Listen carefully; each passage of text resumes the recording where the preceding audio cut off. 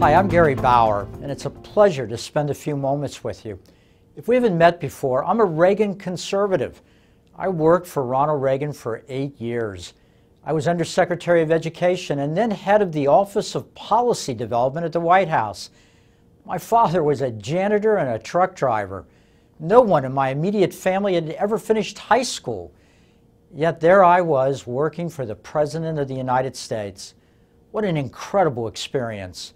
We live in a great country where dreams still can come true. But those dreams will die if we continue down the road we're on now. Our economic problems are obvious: runaway debt, more and more government regulation, and demands for even higher taxes. But our critical problem is not numbers on a balance sheet. What is even more disturbing is our abandonment of the central idea of America that can be found in the second paragraph of the Declaration of Independence.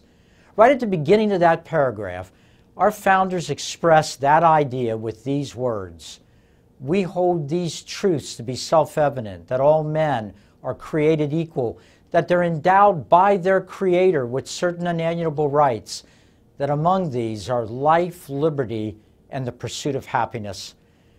My friends, if we ever forget that God, not government, is the author and protector of our very liberty, we're doomed as a nation. If we forget that all of us, young and old, rich and poor, of every race, from birth to natural death, have a right to life, America will no longer be that shining city on a hill that our founding fathers wanted. I was shocked to watch the delegates meeting recently in Charlotte at the Democratic Convention first draft a platform that took the only mention of God out. Then I was even more astonished to see a vote on putting God back in that platform, in which half the delegates voted no and then booed his inclusion. Who are these people? I just read the entire official platform of the Democratic Party, and I have to say it is the most radical left-wing document ever adopted by a major political party. Look, I grew up with Democrats. My family were all Democrats. This is no longer the party of Truman, FDR, and JFK. Economically, the platform calls for bigger government and higher taxes. It's a blueprint to take us into European-style socialism. But what I want to talk about today is how radical this platform is on matters of life, family, and faith. For decades, the Democratic Party of my youth presented itself as the party of the little guy. But in this platform, the party completely abandons the littlest guy of all, our unborn children. The Obama Democrats endorse unregulated abortion at all stages of the pregnancy, no matter what month.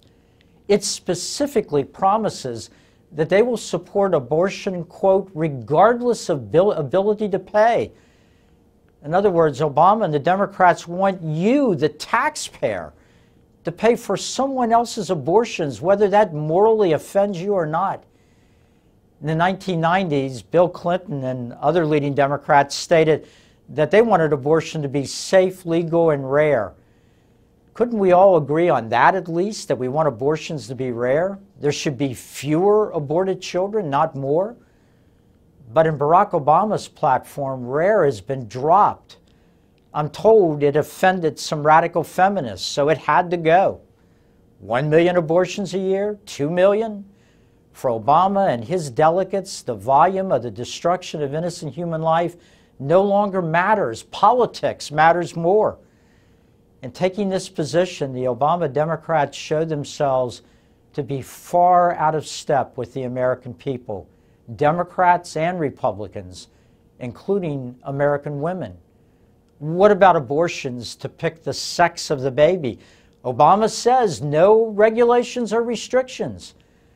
How sad that the babies aborted in sex selection abortions are most often little unborn girls. What about abortions in the 8th month of pregnancy? Obama says no regulations. How about abortion simply as a form of birth control? Obama and his delegates say that's fine with them. What about a baby born alive? after a failed abortion, a breathing, living baby. Obama tried to stop legislation that would have required those babies to be given life-saving medical treatment. You know, my friends, the decision by the Supreme Court, a shameful decision in my view, on abortion on demand was handed down in 1973, nearly 40 years ago now. Yet the decision is still rejected by millions of Americans. You see, what Obama is embracing is directly counter to the very founding of America that I shared with you earlier. All men are created equal, that they're endowed by their Creator with certain unalienable rights, with rights including the right to life.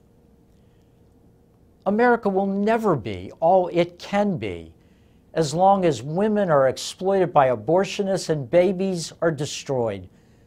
Most Americans yearn for the day when all of our children are welcomed into the world, have a seat at the table, are protected by the law, are part of the American family.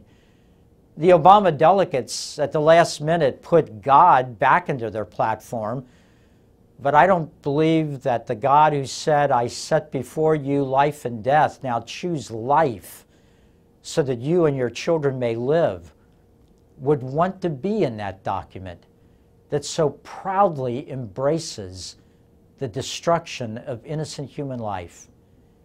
If you're pro-life, if you believe our liberty comes from God, take your values into the voting booth with you.